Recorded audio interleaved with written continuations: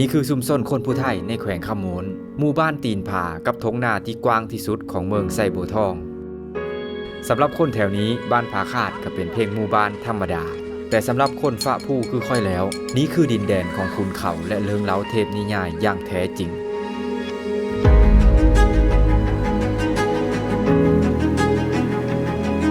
ซื้อบ้านผาคาดนั้นได้มาจากผาสองโหน่วยที่มีลักษณะคล้ายคือกับคาดออกจากกันในบริเวณทางเข้าบ้านในอดีตนั้นบ้านผาคาดแห่งนี้คือแหล่งผลิตปูนที่ดีที่สุดในขงเขตและปัจจุบันชุมชนแห่งนี้ก็ยังเป็นบ่อนที่มีความสวยงามทั้งวิถีชีวิตและธรรมชาติ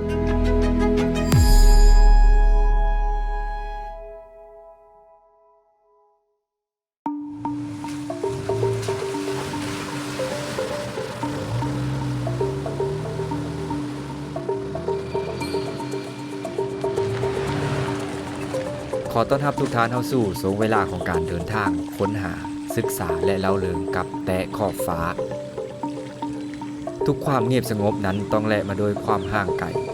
คนตั้งถิ่นผู้ใฝ่หาความสงบคือคอยจึงต้องได้เดินทางไกลอยู่ตลอดเที่ยวนี้คอยกระสอดมาฮอดเขตหอยต่อทางชนบทระหว่างแขวงคำมูลกับสวรรณเขตเลียบตามเส้นแบ่งชายแดนเบื้องทิศตะวันออกของป่าสงวนแห่งชาติภูสางแห่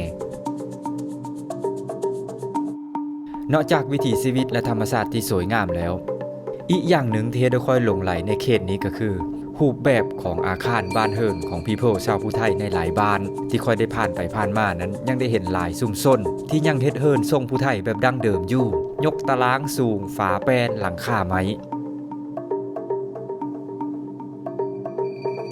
นี่คือหลังคาเฮิรนที่มีค่อยมีให้เห็นแล้วในสังคมที่ศรีวิไลเมื่อได้เห็นบรรยากาศแบบนี้แหละมันพาค่อยๆคิดย้อนไปตอนที่ตัวเองยังเป็นเด็กน้อยเมื่อ20 กว่าปีก่อนที่อาศัยอยู่ฝ่าผู้สังแห่เบิงทิศตะวันตกหรือที่ฮู้จักกันในชื่อเมืองอาสาพรแขวงสวรรณเขตในปัจจุบันเฮิรนซานลานแปนอยู่บ้านเกิดคอยในสมัยนั้นคล้ายคือกับเฮิรนพี่น้องชาวผู้ไทยในตอนนี้เลยเมื่อได้เห็นรูปแบบของเฮิรนซานบ้านสองที่เฮาเคยเห็นเคยอยู่ตั้งแต่ตอนยังน้อยมันก็เฮ็ดให้ค่อยอดคิดฮอดความหลังตอนเป็นเด็กน้อยอย่างปฏิเสธไม่ได้เลยไปลินซิเลอร์มีเพลออยู่พูดนะ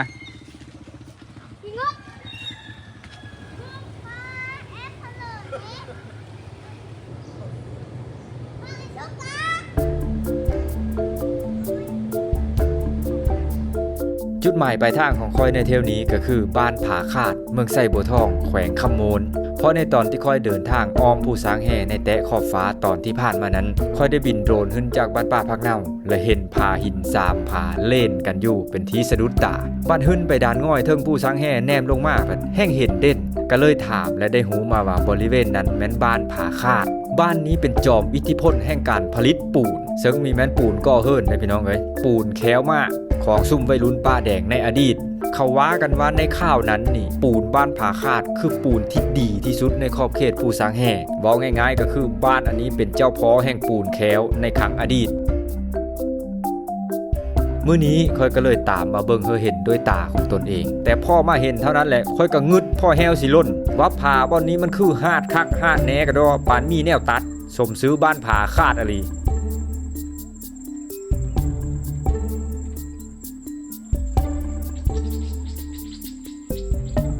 บ้านผาคาดนะน่าจะเป็นบ้านที่เก่าเติบสังเกตจากความสูงของกกมะพร้าวสูงแห้งขนาดแล้วก็เบิ่งห้อยกระตุ้นกระตีตามกกมะขามกกโพนั่นนี่นะเสริมกกไม้เหล่านี้มันเป็นกกไม้ที่อายุยืนยาวและบ้านผาคาดน่าจะเป็นบ้านที่เก่าขนาดเลยแล้วก็มีเรื่องราวที่ Amazing ในจุดที่บนผามันหาดทัน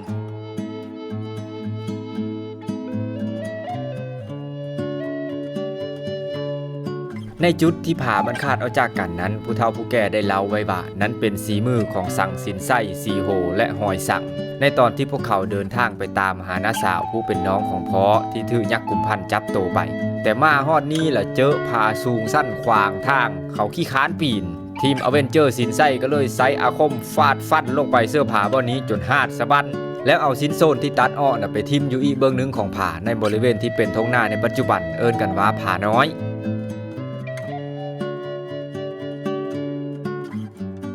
ซึ่งสังสินไส้ซีโฮหอยสังนั้นมีแม้นตำนานหรือประวัติศาสตร์เด้อพี่น้องเด้อแต่ทีมอเวนเจอร์สินไส้นี่เป็นเพลงตัวละครในวรรณคดีที่แต่งขึ้นโดยเจ้าสุวรรณปางคำตั้งแต่สมัยอาณาจักรล้านสางยังเฮิงอำนาจ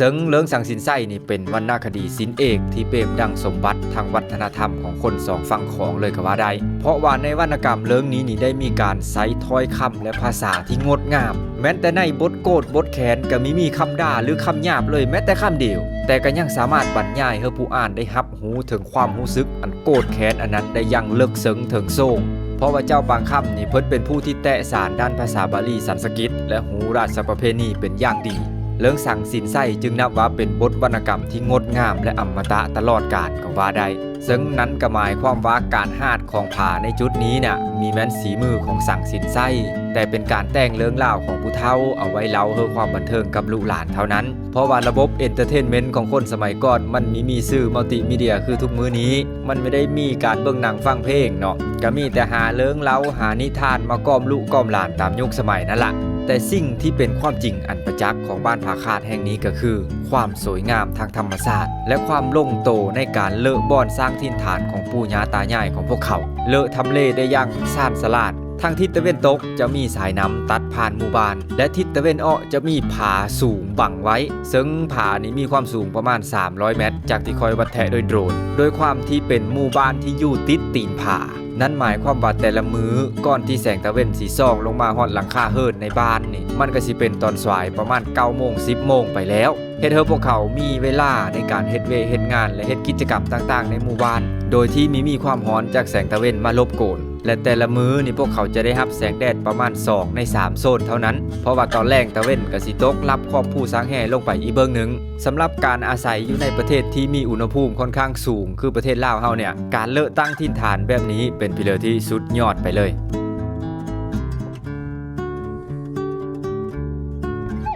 ถึงจะอยู่ห่างไกลแต่ปัจจุบันบ้านผาคาดก็มีไฟฟ้าใช้มีสัญญาณอินเทอร์เน็ตไวพอที่จะวิดีโอคอลและลินโซเชียลมีเดียได้ทุกแพลตฟอร์มถือว่าห่างไกลแต่เน็ตไวไฟฮอดทางกับพ่อไปพ่อมาชาวบ้านก็มีวิถีชีวิตที่เรียบง่ายสไตล์ชนบทหาอยู่หากินน้ำแม่น้ำและป่าดงมีทั้งดงผืนนาป่าผืนกว้างโง่ควายก็เต็มแรงย่ำฝนเฮ็ดหน้าเข้าตกแรงกับปุมันเฮ็ดอยู่ทำกินอย่างสุดจริตมีเฮิรนซ่านลานแปลนพออยู่พอเศร้าพร้อมหน้าพร้อมตากับครอบครัวอย่างอบอุ่นมีโฮงเฮนเฮอลูหลานได้หามเฮนกระซ้ำนั้นแหละชีวิตนะพี่น้องเอ๋ยกันสนุกกว่านี้ก็มีแต่ตายเท่านั้นแล้วนอนอยู่ละละก็มีคนหามไปขึ้นกองฟอนมีต้องย้างเองแต่ตราบที่เฮายังมีชีวิตอยู่นะชีวิตคนมันก็ต้องมีเมยแน่ดิ้นรนแน่คัดสนแน่มันเป็นเรื่องธรรมดาเพราะอันนั้นเขาเอิ้นว่ารสชาติของชีวิตมีต้องไปงึดว่าเอาผู้นั้นมันคือโลยเอาผู้นี้มันคือหังโยก็แนวคนเนาะมันมีมือมีตีนมีมันสมองเพื่อที่ใช้มันสมองและ2 มือของตัวเองได้ถูกวิธีนะมันก็หังแล้วมันสิมีเวไปเรื่อยคนคันสิงึดนะผู้ไปงึดนอนผู้พี่น้องเอ้ยตีนก็มีมือก็มีชงเซอก็มีได้นุ่งมันก็ยังสามารถกระดึบมึนไปฮอดไห้ปลาแดะน้ำปลาแดะบักเข้มมันคือมีผ้ากันแซบตาแนวนั้นเป็นตะงึดหลายกว่าอย่าไปงึดคนไปงึดนอนพุ่น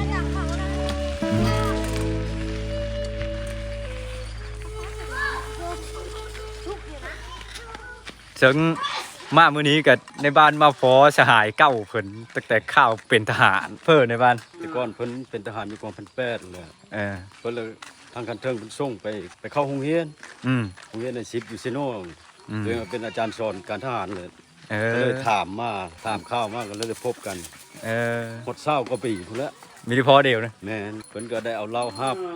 ตามพี่คล้องมาแล้วคนผู้ไทยนะเวลาพบกันเป็นพี่เป็นน้องเป็นเซลเป็นเหยกะต้องเย็นเหล้าฮับผีว่าไงกันฮับผีไปน้ำขาวมาน้ำแข็งฮับผีแต่ว่าเมานี่มันข้นเลยแหละเมา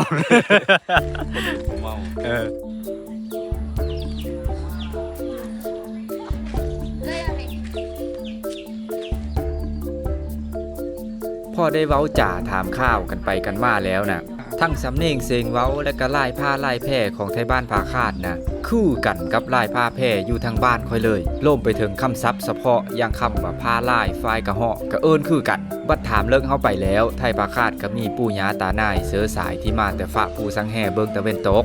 นั่นก็คือเมืองอาจสะพรบ้านเกิดค่อยเองค่อยก็เลยได้คำตอบว่าโอ้ยสมพ่อมันจังคือกันนั่นแล้วของแนวเป็นซุ่มเสือเคยญาติคนผู้ไทยชาวผู้สังแห่คือกัน เพียงแต่การเวลาและการย้ายถิ่นฐานแยกพวกเฮาออกจากกันซื้อ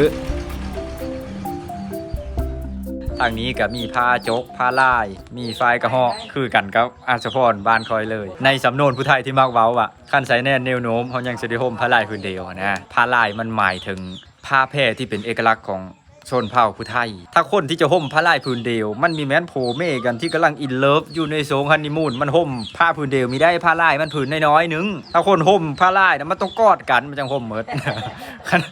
คันนอนเพิ่นนอนมันมีเมิดผ้าลายนะความกว้างมัน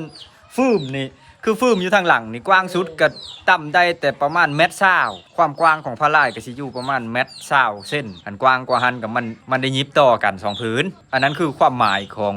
อันสำนวนความฮักแบบฉบับผู้ไทยคันใส่แน่แนวโน้มคงได้ห่มผ้าลายผืนเดียว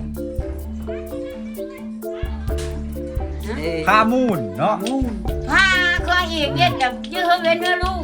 ลูกมาทุก ผ้า ป่าเนี่ย ลูกเพิ่นบ่ตื้มจริง นะเนาะ ให้เพื่อมันบอกคือละอุ่น ผ้าอันนี้น่ะอีเมทัลเพิ่นตั้มตั้งแต่ปี1985ตั้งแต่ลูกชายเพิ่นไอซีเจริญอายุได้3ปีเพิ่นตั้มน่ะความหวังเพิ่นน่ะจะไปเฮ็ดลูกชายและมันหมดสมัยของการตูมผ้าลายแล้วนี่นั่นล่ะเก็บไว้เป็นมูลเป็นมั่งแล้วค่อยเห็นเขาก็เลยขอเพิ่นก็เลยขายค่อยๆกลับกันเด้อบัดนี้เด้อพบเจออยู่ดีมีแห้งมีโอกาสสิมาเยี่ยมไหมว่าได้มูลแล้วค่อยก็ได้มูลจากบ้านผาคาดอันนึงแล้วนี่ทุกการเดินทางมันจะมีเรื่องเล่าและความทรงจำในตัวของมันอันนี้เราก็ได้ความทรงจำดีๆกับเมื่อแล้วเด้นี่แม่นผ้าลายที่เป็นผ้าตูมตั้มขึ้นตั้งแต่ปีคศ1985แต่ยังมีท่านได้เคยถือใช้งานปัจจุบันผ้าผืนนี้มีอายุ37ปีพอตูมผ้าลายผืนนี้เข้าไปแล้วรู้สึกคือตัวเองได้เป็นในห้อยสิ่งเลยนี่คือเรื่องเล่าของบ้านป่าคาดที่ค่อยไปพบเห็นและนำมาเล่าต่อสำหรับตอนนี้ต้องขอลาทุกท่านไปก่อนแล้วพบกันใหม่ในแตะขอบฟ้าตอนต่อไป